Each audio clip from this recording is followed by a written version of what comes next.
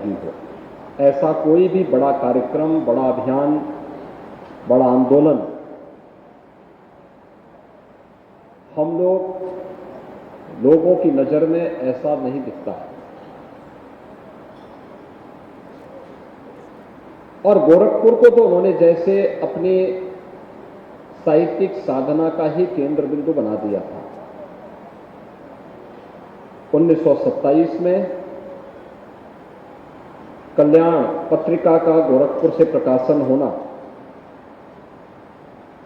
कल्याण के आदि संपादक के रूप में अपनी साहित्यिक साधना के माध्यम से उन्होंने न केवल कल्याण के माध्यम से बल्कि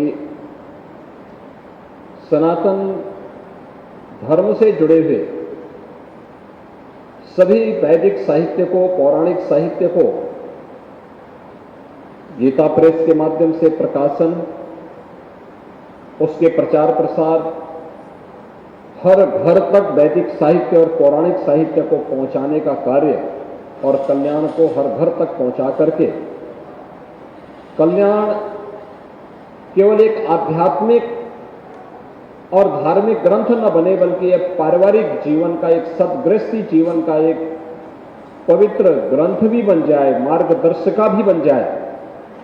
यह मुझे लगता है कि गत शताब्दी में सनातन हिंदू धर्म के प्रति अनुराग का भाव और श्रद्धा का भाव रखने वाला कोई भी सनातन हिंदू धर्मावलंबी ऐसा नहीं रहा होगा जिसने कल्याण पत्रिका को अपने घर में न बुलाया हो, अपने घर में न मंगाया हो और जिसके घर में कल्याण जैसी पत्रिका न आती रही हो।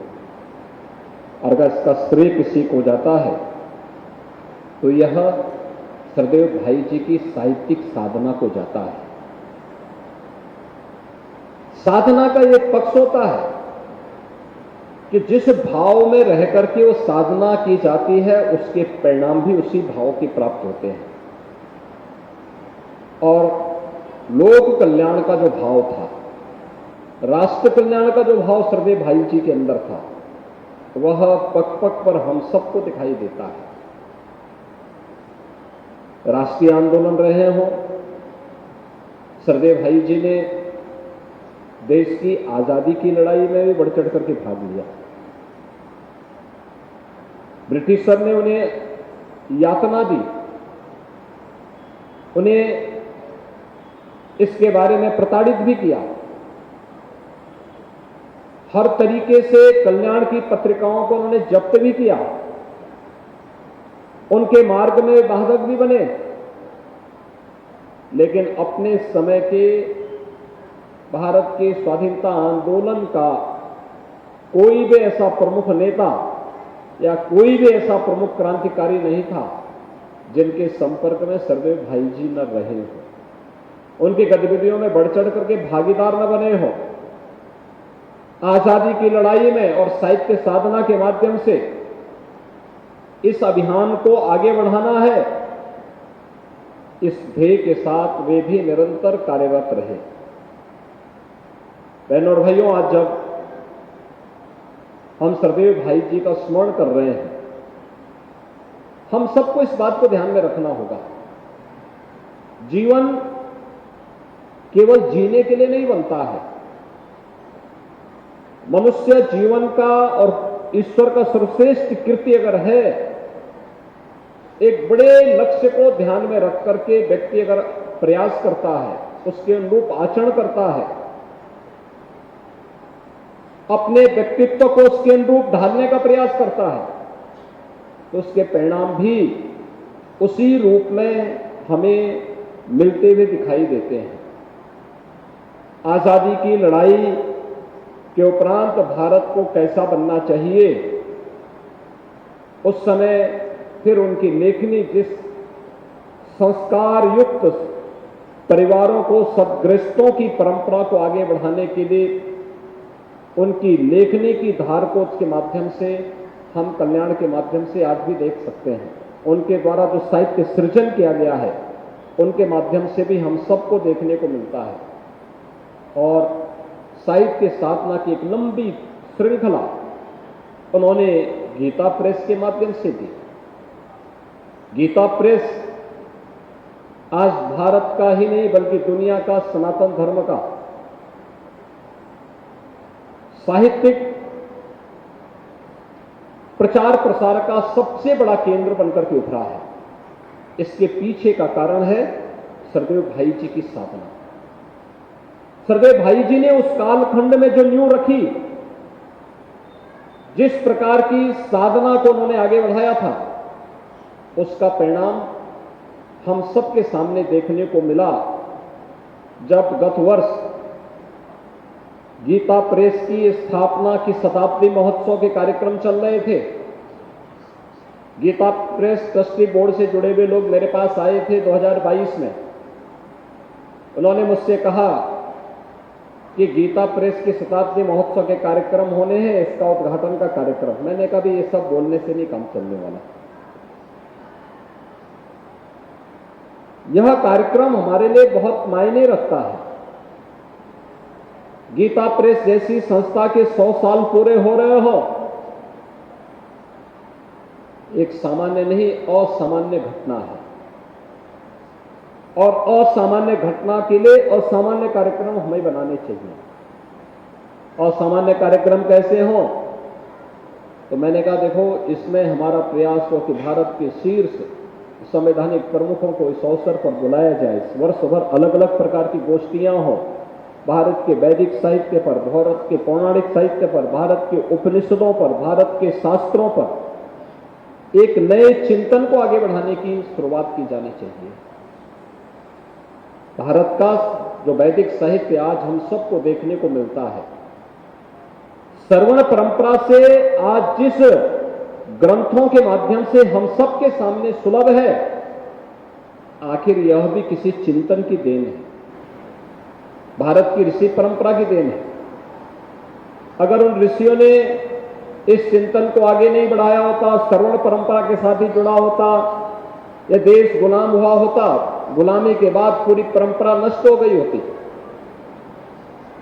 सारी चीजें हमारी समाप्त हो गई होती। आत्म विस्मृति का अभाव जो आज हम सबको देखने को मिलता है, आत्म गौरव का अभाव जो आज हर एक पक्ष में तिरोहित होता हुआ दिखाई देता है, यह हमें उस कालखंड में भी दिखाई दिया होता अगर हमारे पास वैदिक साहित्य इतना उत्कृष्ट कोटि का नहीं होता। तो हमने बाद में गुलामी के कालखंड में जब हम लोग अपनी आत्मविस्मृति के दौर से गुजर रहे थे, उस कालखंड में भारत की वैदिक साहित्य को लेकर के दुनिया के अनेक देशों ने अनेक शोध किए, अनेक उपलब्धियां हासिल की।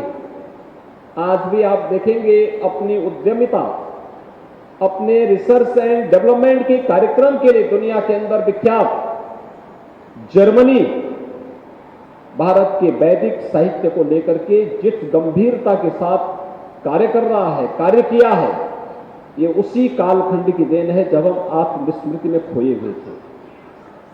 आत्मगौरव के भाव को जब हम लोगों ने तिरोहित कर दिया था, लेकिन उसी समय भारत के इस वैदिक साहित्य से प्रेरणा लेकर के यूरोप का एक देश खड़ा हो रहा है और खड़ा होकर के वो अपने देश में नवाचार को, उद्यमिता को बढ़ावा देकर के दुनिया की एक ताकत के रूप में अपने आप को प्रस्तुत कर देता है। लेकिन हमने अपनी विरासत को विस्मृत किया, परिणाम हमारे सामने है। गुलामी हमारी पीछे नहीं छोड़ी। एक लंबे समय तक देश गुलाम बना रहा और मैंने उस समय भी इसीलिए गीता प्रेस ट्रस्ट बोर्ड को कहा था, मैंने कहा हमें इन कार्यक्रमों को एक लंबी परंपरा के साथ जोड़ करके आगे बढ़ाना चाहिए। और मुझे प्रसन्नता है कि इस अवसर पर उद्घाटन कार्यक्रम में भारत के माननीय तत्कालीन राष्ट्रपति श्री रामनाथ कोविंद जी और समारोह पर भारत के यशस्वी प्रधानमंत्री श्री नरेंद्र मोदी जी का आगमन इस कार्यक्रम में हुआ और सबके मुंह से जो एक शब्द निकल रहा था, यह सच है, गीता प्रेस की स्थापना सरदेव सेठ जी ने, जय दयाल गोयनका जी ने किया था। लेकिन गीता प्रेस को गीता प्रेस बनाने के लिए जो साहित्य साधना की थी वह सरदेव भाई जी ने की थी। और भाई जी के प्रति श्रद्धा का वह भाव उन दोनों महापुरुषों के मुंह से निरंतर निकलता रहा। और यही कारण था कि गत वर्ष का भारत सरकार की ओर से दिया जाने वाला गांधी शांति पुरस्कार गीता प्रेस को मिला था, गीता प्रेस की साहित्य साधना के लिए, और जिसमें सरदेव भाई जी का सबसे बड़ा योगदान है।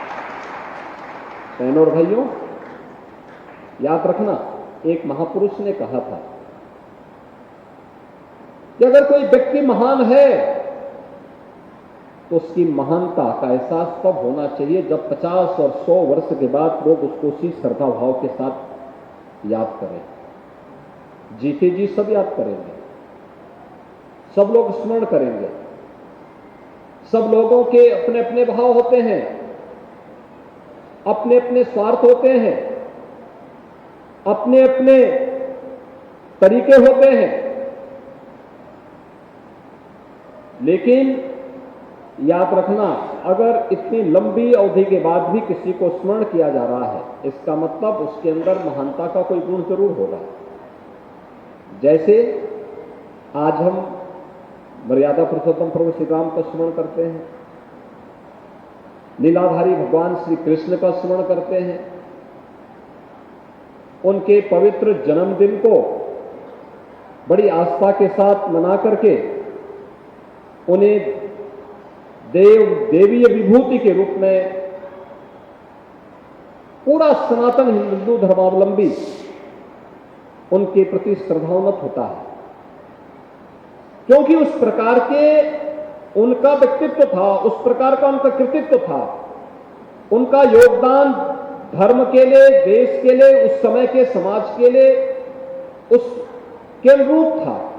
उनकी महानता के लिए हजारों वर्षों के बाद भी उनका स्मरण और उनके प्रति श्रद्धा का अभाव हर सनातन धर्मावलंबी के प्रति उनके मन में आज भी देखने को मिलता है। और इसीलिए कहा गया कि अगर 50 और 100 वर्ष के बाद भी लोग अगर उसे स्मरण कर रहे हैं तो मान के चलिए कि जरूर उसमें कोई महानता रही होगी। सरदेव भाई जी अपने भौतिक देह से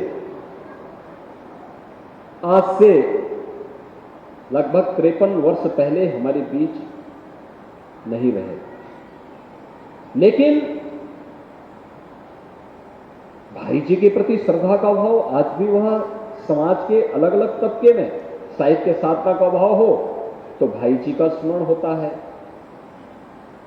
किसी उच्च शैक्षणिक संस्थान की स्थापना की बात होती है या उनके समारोह में जाओ तो भाई जी का स्मरण हो जाता है। अगर हम कहीं गौ रक्षा की बात करते हैं और भारतीय संस्कृति में गौ का क्या महत्व है, भारत की ऋषि और कृषि व्यवस्था को सेतु के रूप में जोड़ने का कार्य गौ माता ने किस रूप में किया है, इसके स्मरण की बात होती है तो भाई जी का स्मरण तब भी होता है।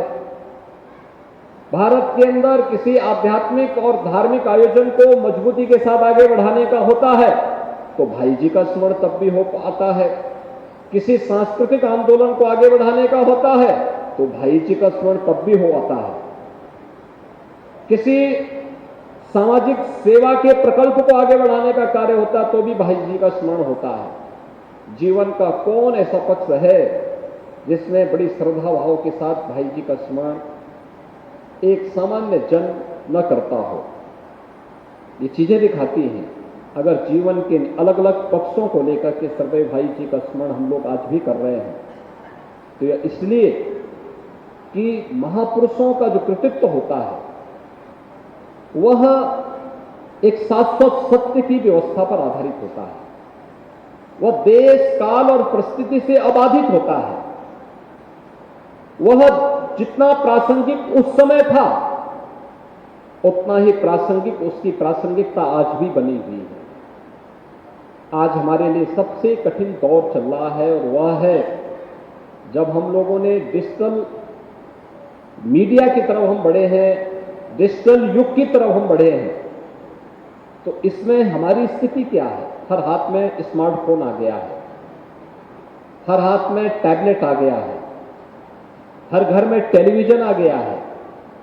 सरदेव भाई जी के समय में ये नहीं था, लेकिन इससे सामाजिक मूल्यों का अवमूल्यन भी हुआ है। साहित्य साधना कहीं न कहीं कमजोर पड़ती हुई दिखाई दे रही है। राष्ट्रीय आंदोलन के स्वर सामाजिक मूल्यों को लेकर के, सांस्कृतिक मूल्यों को लेकर के, राष्ट्रीय मूल्यों को लेकर के जिस मजबूती के साथ आगे बढ़ने चाहिए, वे स्वर मंदिर दिखाई देते हैं। लोक कल्याण का भाव सरकार में तो है, लेकिन समाज में क्यों कमजोर पड़ रहा है, इसके बारे में चिंतन का विषय हमारा होना चाहिए। साहित्य साधना के पक्ष को अगर हम देखेंगे तो ये कभी नहीं हो सकता है कि अगर कोई व्यक्ति अपने घर में सुख चैन का जीवन व्यतीत कर रहा हो, ऐशो आराम का जीवन व्यतीत कर रहा हो, और उसकी बगल में अगर कोई भूखों मर रहा है, स्वास्थ्य सुविधा के अभाव में मर रहा है, तो उसकी कराह पड़ोस में जरूर लगेगी। याद रखना, हमारी उस समय का हमारा सबसे बड़ा धर्म बनता है कि हम सबसे पहले उसकी सेवा करें जो मेरे बगल में है। ये चिंतन हमारा कहां तुरहित हो रहा है, इस पर विचार किए जाने की आवश्यकता है। और इस कार्य को इतना चुपचाप करने की आवश्यकता है जितना चुपचाप सरदेव भाई जी ने कहा था कि आप सेवा के कार्यक्रम तो चलाएं, लेकिन बगल वाले को भी पता न लगे। दान एक हाथ से दें तो दूसरे को भी पता न लगे कि आप दान दे रहे हैं। इतना चुपचाप तरीके से आप उस गरीब के साथ अगर खड़े होते हैं, तो आज जो एक संकल्पना हमारी बन रही है, प्रधानमंत्री मोदी जी ने देशवासियों के सामने एक नया लक्ष्य रखा है। भारत दुनिया के सबसे बड़ी आबादी में से एक देश है। उन स्थितियों में बड़ा लक्ष्य भी देशवासियों के सामने होना चाहिए कि 2047 में भारत को दुनिया की विकसित देश की श्रेणी में खड़ा करना। भारत के पास उस प्रकार की संभावना है, उस प्रकार का परिस्थितियां भारत के सामने हैं। आज की दुनिया की स्थिति को अगर आप देखेंगे तो दुनिया की स्थिति आज इस बात को बताती है कि इसमें आज एक पक्षीय ध्रुव दुनिया के अंदर नहीं हो सकता। कोई एक देश कहे कि मेरी मोनोपोली चलेगी, जो मैं कहूंगा वही होगा, वह अब संभव नहीं हो सकता है। और दुनिया के अंदर आज के दिन पर यह भी सत्य है, भारत के कारण कोई भी ध्रुव तब तक मजबूत नहीं हो सकता जब तक कि भारत का स्वर उसके साथ खड़ा नहीं होता है। भारत जब तक उसके साथ खड़ा नहीं होता है। एक नया भारत आज जिस मजबूती के साथ आगे बढ़ा है, उन स्थितियों में हम भारतवासियों का भी कोई दायित्व बनता है। हमारे कुछ राष्ट्रीय दायित्व होंगे, हमारे कुछ साहित्यिक, हमारे कुछ सामाजिक दायित्व भी होंगे, हमारे अपनी विरासत के प्रति भी कुछ दायित्व होंगे, और अपने अपने कर्म क्षेत्र के लिए भी हमारे कुछ दायित्व होंगे। अगर इन सभी दायित्वों का ईमानदारी पूर्वक हम निर्वहन करके आगे बढ़ते हैं, तो कोई कारण नहीं कि इससे प्राप्त होने वाली सिद्धि की सबसे ज्यादा संतुष्टि अगर किसी एक महापुरुषों में होगी तो वह सरदेव भाई जी जैसे महापुरुषों को होगी, जिन्होंने अपना पूरा जीवन इस क्षेत्र के लिए समर्पित किया था। उन्हें भी लगेगा कि हाँ, इस पक्ष को छोड़ करके, धार्मिक क्षेत्र का है या आध्यात्मिक क्षेत्र का है, ये सामाजिक क्षेत्र का है, ये राष्ट्रीय क्षेत्र का है, इस व्यक्ति के द्वारा इस क्षेत्र में ये योगदान देना, इसके कारण समाज के कल्याण का मार्ग प्रशस्त होता है, लोक कल्याण का मार्ग प्रशस्त होता है, राष्ट्र कल्याण का मार्ग प्रशस्त होता है। और वह भाव सरदेव भाई जी ने अपने जीवन में सदैव, उन्होंने न केवल उसको अपने जीवन में उतारने का कार्य किया, बल्कि उसके अनुरूप तत्कालीन समाज को चलाने की भी प्रेरणा प्रदान की। और मुझे प्रसन्नता है कि सरदेव भाई जी की स्मृति में हनुमान प्रसाद पोद्दार स्मारक समिति सरदेव भाई जी के इन मूल्यों को, इन विचारों को न केवल इस प्रकार के प्रवचन और कथा प्रसंगों के माध्यम से, बल्कि उनकी साहित्य साधना को आगे बढ़ाने को लेकर के, शिक्षा के क्षेत्र को आगे बढ़ाने को लेकर के, श्री हनुमान प्रसाद पोद्दार कैंसर हॉस्पिटल के उन्नयन और उससे होने वाले सेवा के प्रकल्प के माध्यम से, और सरदेव भाई जी की स्मृतियों को अनेक रचनात्मक कार्यक्रमों के माध्यम से आगे बढ़ाने का कार्य कर रहा है। आज जब 132वीं जन्म जयंती के अवसर पर हम सरदेव भाई जी का स्मरण कर रहे हैं, सरदेव भाई जी का जीवन लोक कल्याण के लिए, राष्ट्र कल्याण के लिए, सनातन धर्म के मूल्यों को अभिवृद्धि करने के लिए समर्पित था। आज के इस अवसर पर सरदेव भाई जी की स्मृतियों को, जो इन्होंने जीवन के प्रत्येक पक्ष को छू करके तत्कालीन समाज का मार्गदर्शन किया था, इसके लिए उनकी स्मृतियों को एक बार पुनः कोटि कोटि नमन करता हूं, उनके प्रति विनम्र श्रद्धांजलि अर्पित करता हूं। सरदेव भाई जी के साथ साथ सरदेव राधा बाबा, जो जब गीता वाटिका की बात होती है तो दो शरीर थे लेकिन एक आत्मा के रूप में दोनों एक दूसरे के पास निवास करते थे। उनकी स्मृतियों को भी नमन करते हुए आप सबके प्रति मैं अपनी शुभकामनाएं देता हूं और विश्वास करता हूं कि अगर हम कुछ भी किसी एक पक्ष को लेकर के सरदेव भाई जी के उस विराट व्यक्तित्व से प्रेरित होकर के कुछ भी अंगीकार कर पाएंगे, न केवल हमारा जीवन बेहतर होगा बल्कि हम समाज और राष्ट्र के लिए कुछ करने में अपना योगदान दे पाएंगे। आप सबके प्रति मेरी मंगल में शुभकामनाएं। धन्यवाद। जय हिंद।